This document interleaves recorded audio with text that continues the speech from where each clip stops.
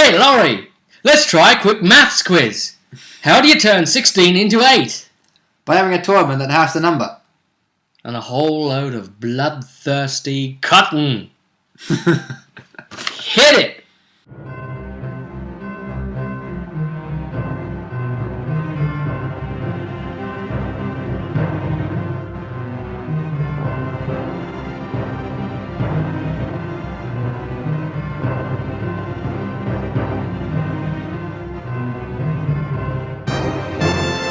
Now that is the great advantage of some of these, with the tournament videos, that obviously as the rounds have gone on, there's less fights, so they should be shorter technically. Yep, less to talk about.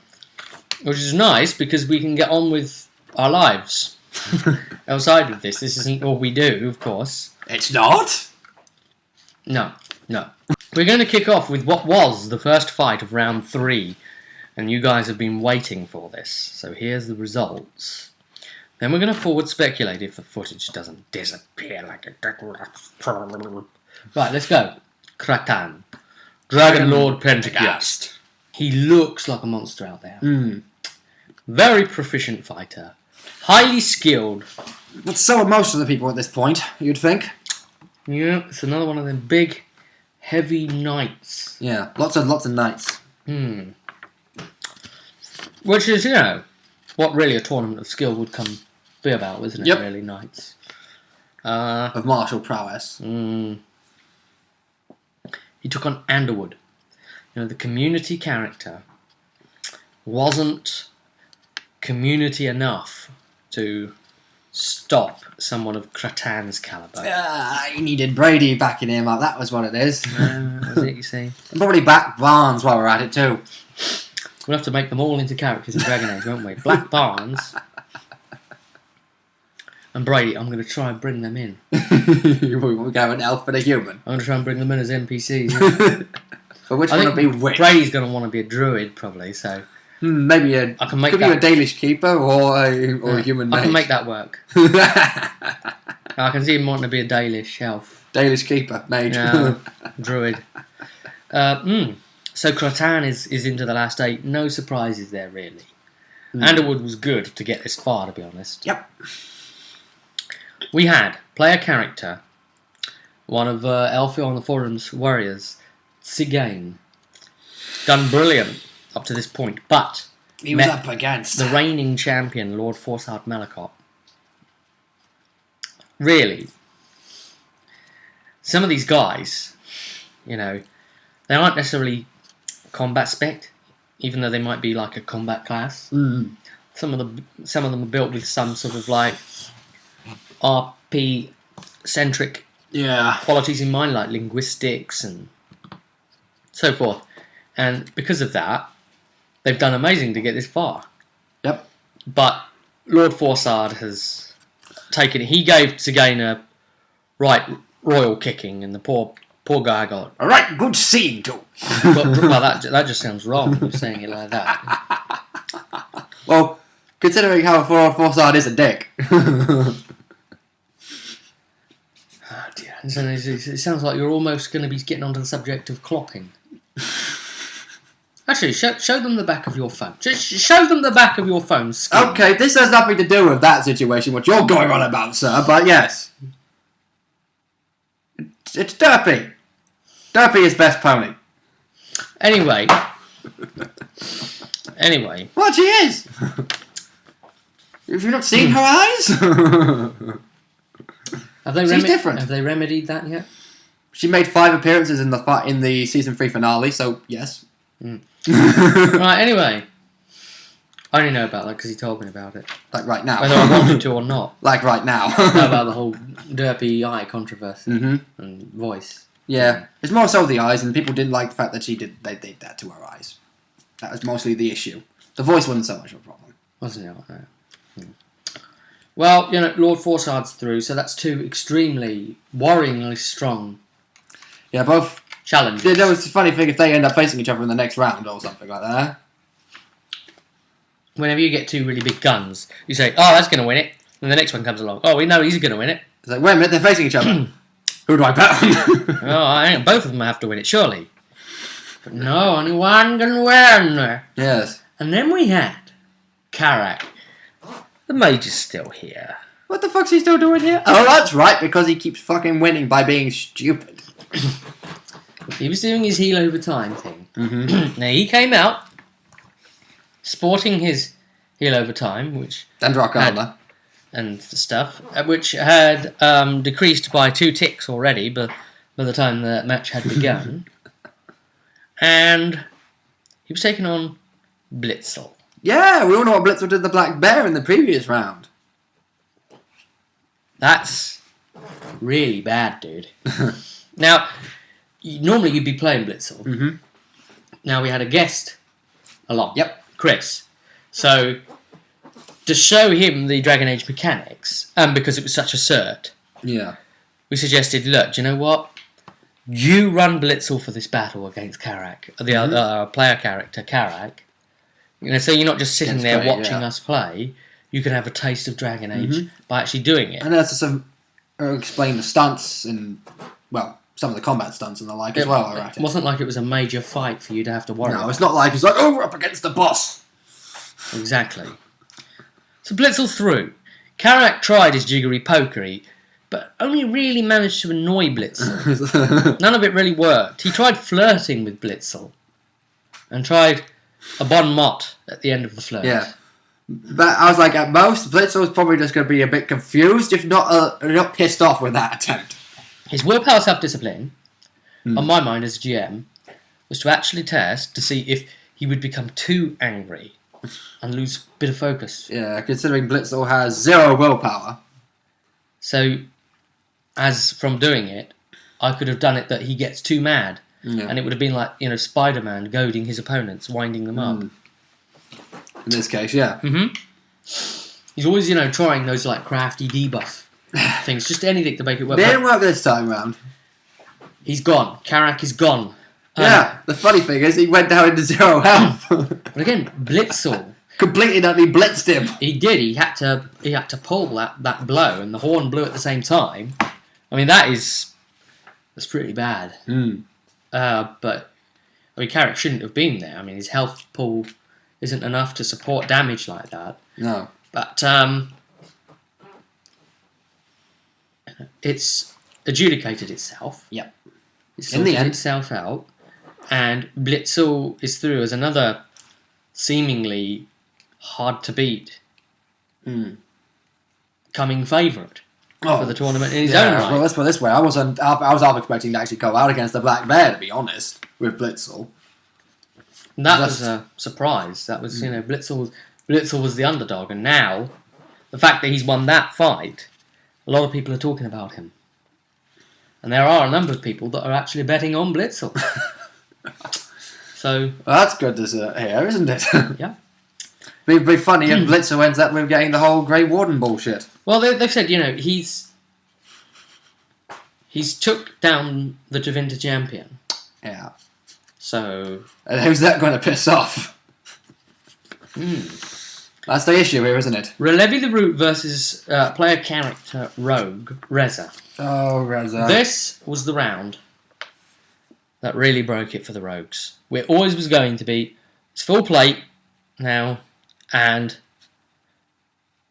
the health pool increases. I don't think Reza could have possibly picked a worse candidate, except for maybe Forsard or Kratan. Relevi the Root is very, very fast flurry damage. Yeah. I mean, Levy probably isn't wearing full plate, No. but the fact that still matter is he's a master berserker and he's got all that going for him, extra attacks coming in automatically, and extra damage. He really is a properly berserker. Yeah. When he comes at you, those numbers really start stacking up. It's like when he hits you, it's like being charged by a bloody squad of orcs. Very single-handed. Yeah. It's like Gotrek Gurnason. Gotrek had 2 axes, yeah. Mm-hmm. I think sometimes Gotrek does use 2 axes. He does. Yeah. Ogren, Up against? the Navaran Sellsword. This was it. Was this Sellsword going to Be worth his salt. be important enough for me to start revealing his name so that he's not just a stat on a paper anymore. And the answer to that question is... No. Nah. Ogren went for it. It was a good fight. So it wasn't a convincing win. No, at the beginning, it was going against Ogren. And then he realised what trouble he'd be in if he lost at this point. Yeah. So, he knuckled down to it. But, they only have to have a drought on the ale tap, and, round 4 could be dodgy. True enough. Pelios, the Why Not Kid. He's a rogue. Up against He's Amelia. level 6 versus level 7 Amelia. Yeah. In the last 16 of this tournament. A rogue to have got this far is absolutely balmy. It's just not even supposed to happen, is it? Probably not. And he's not particularly built all that sort of like fully combat-y. He's very archery specific. He doesn't really have a lot in the way of like combatant talents. He's got the archery journeyman. Yeah. But other than that, he's got a magical bow. And now, his plan here was to be using his bow to try and whittle Amelia down. Got a couple of good shots in. Yep. He was putting some of those ones were hitting her armour and, piercing through in a couple of places, and she kept snapping them off and kept running in. And there was places a little bit hard. They got through a bit, didn't they? And they fatigued her more than anything. They really struck with a lot of force and pushed her back. Yeah. But she kept coming. And she's just got an almighty health pool. Yeah, like 80. I think she's got one of the highest of the player characters out of us all. Well, she's the tank. She's got 80 health. With a con of 5, I'm not surprised, to be honest. Yeah. So she managed to keep running. Now, he doesn't have anything except a cutlass. So it's a light blade short sword, basically. Yeah. That he's using. And he doesn't even have the single weapon focus. So it's not very sort of... It doesn't look like he's built to sort of... melee, at least. A little. Fight in that way. He's not even really focused in that weapon that I saw. He's not written it in on the dexterity focuses. So, though he was throwing a +10 to hit with the bow. Yeah. Because of the... And in later rounds, he was and the missing journeyman quite badly. +2. And we were letting him fire in close combat with a specific rule, because he can aim as a free action, and he's +2 to aim because of journeyman archery. Yep. And he can reload as a free action. Yep. Right? So because of all of that he's already fast at, I decided I'm going to give him a chance to allow him to actually use his bow in close combat quarters. What we'll do is, every time he wants to fire his bow, and he hasn't unreadied it, he can elect to do a dexterity acrobatics, which he is focused in. Yep. Versus Amelia's current written initiative score. And if you were to seize the initiative, just to add to that, the way I do it is I add your initiative as 1 higher than the top initiative, which would have then created the new score as +1 of whoever highest is for the purposes of that. Yeah, even if you're still the highest, you just get a +1 for the whole purpose. I'd call it +1 for that ruling, which lets me do other rules like that. It leaves the system mechanically open for me to then slot other things into it. So that's one of the things I would slot. I see him as that kind of fighter that can like an elf almost, dodging, weaving, ducking under the attack and firing low, and able to get them shots off super fast. Maybe like 3 arrows at once. Ridiculous. That'd be a trick shot and a half. Straight into Amelia's midsection. Looking down and sort of snap one out. That almost got me. That's got blood on it. That one won't come out yet. I'll just have to snap it. Right, you're for it. Then he was quite for it, to be honest. Amelia kind of got crazy at that point, didn't she? Yeah. Her damage started scaling up. She started getting stunt procs all over the show. he made the most of his PS armors and stepping back with his movement because of the other free actions allowing him to keep firing. Amelia made good with guard up and defensive stance. And he only really stood a chance with the bow fire. Yeah. And even then, when you were guarding up, that was it, pretty much. Some of those misses were critical. Yeah, especially since he actually seemed to be rolling even below my defense normally. That was bad. But he did take off a good 30-something health. Mm-hmm. So, I mean... It was close. I'll give him that. It wasn't bad. Like 33 health. But in the end, Amelia just brought him down to 0. Yeah, pulled the blow, smacked him a blow round the head to knock him down. Yeah. He was unconscious on the field. Wasn't going to kill him. I mean, I just maybe went a bit too far with the damage a little there, to be honest. Yeah. It was pretty bad. It was overstacked by like about 9 past the 0 point. Yeah. Something ridiculous. I was quite surprised I pushed him past his threshold so fast at the end of it. Yeah, it was literally the last blow from Amelia not only broke the threshold, but broke his health. Yeah. But then he's a rogue, you see. Yeah. He's not built with Constitution. He doesn't level up with high Constitution. No. Adding to his rolls. He doesn't start with his higher health pool. Nope. Very middling, so... Anyway, the kid is out. He was never going to go on and win this. But it was always interesting to see how far he could go, and I think... And he made it quite far, I'd say. Round 3... and qualifiers, last 16 out of 3 figures for a rogue was special. He shined with a bit of magic in this. Well, considering we've only got, what, the last 8? Mm-hmm. The 4, then the final. I think even the player who plays him knew that this was going to be tight. The fact that he'd drawn Amelia. Well, let's put it this way. Because he's seen Amelia in action. If he'd pierced armour and got lightning attacks... Yeah. Or again, even if he had used lightning attack, it still wouldn't have mattered. No. He would have been straight up pierced on that. Lightning attack wasn't very good because he's relying on the PS armor to get through your plate 10. On the first one, yeah. Which means he'd only probably be doing at max maybe an additional 2 or 3 points of damage if he rolled high. So he's always better off mighty blowing. Yeah. To stack onto what he's already It'd probably be broke through. mighty blow, and if he's got enough, maybe do a lethal blow instead. Exactly.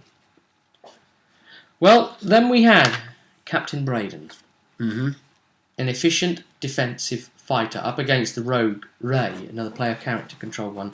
Again, this is Captain Braden, another warrior. He's probably as similar build to like Amelia is. Ray attempts the offensive. Braden is a defensive fighter. He lets you make an attack, punishes you for it. Yeah. Sword and board. Smack, bang, wallop, knock you down, kick you across the field. Referees call it out just as he's coming in with another kick. Yeah. Ray's down. With a heavy metal clad boot. Yeah. So Ray's out of this one, huh? Yep, Captain Braden is through, so another one for House Brandy. Pushes into the quarterfinals. Yep, quarterfinals, yeah. They've had a strong showing this year. Yep. And then finally we had Kyrenis the monk taking on sneaky little stabby Shadow. Now, while Shadow has all of those sneaky crafty moves, the monk has something that no one else has seen before. Pure unarmed combat. Mm-hmm. Surprise factor. Every opponent looks at him and says, "Where's your weapon?" These are my weapons. Put them up. And they're like, "You can't be serious." And then he's on them. Lots of palm strikes. And quite frankly, some of those times, he looked like he was pulling some of those blows. To not completely knock her head right off. Oh, he's probably got diamond fists. Let's not get into the diamond issue there with monks. Yes. Because all the the whole girls, I can make my flicking fists magical. all the girls will want him to be their best friend. Right. That's that. then we'll speculate about the upcoming round next. So, round 4. Let's look at the fights to come. Oh boy, this first one. Lord Forsard Malakot The Dick. versus Amelia. Oh bugger. This is a tough one. This is going to be a tough fight for Amelia. Interesting. We'll keep you informed. If she takes him out, that's going to be a real upset considering he's last year's champion. Yeah. Of course, no horseback, but he's good to have got to round 4, to have got into the quarterfinals. It shows that he's still good, even on foot. He doesn't give a damn about any of that. Yeah. We've also got Ralevi, the root of the mountain, taking on House Baranti's Captain Braden. We have a highly offensive fighter versus a highly defensive fighter. Do you know, Ralevi the Root has been unstoppable. Braden is just very good. But Ralevi the Root is astonishing. I don't think Captain Braden's going to be able to stop the mountain here. I'd be surprised if he did. I don't think it's going to be enough to stop him. Yeah. I mean, he doesn't even seem to feel pain at all. Well, neither one of them seem to show that they feel pain, but yeah. He just welcomes it. He's mad. Yeah. He charges himself up by banging his axes against his chest and banging it against his head. Oh dear. He screams, "Ah!" and then comes at you. I mean, he's something else, really. No.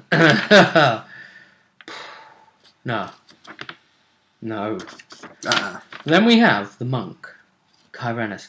What a surprise to see him here. Wow. But his opponent's Blitzel. How do you think Blitzel's going to feel against a completely unarmed opponent who's in robes? How's he going to feel? Considering he just took on Carrick. But Carrick had a stick. He's going to look at it like, you're not going to pull a stick out and start dancing around, are you? And he's just going to put his fists up. And what do you think Blitzel's reaction is going to be? Blitzel's going to be like, oh, you're confident, aren't you? You don't need a weapon. That's, I'm sure he's never fought anyone like this before, has he? Not when he's allowed to use a weapon. Yeah.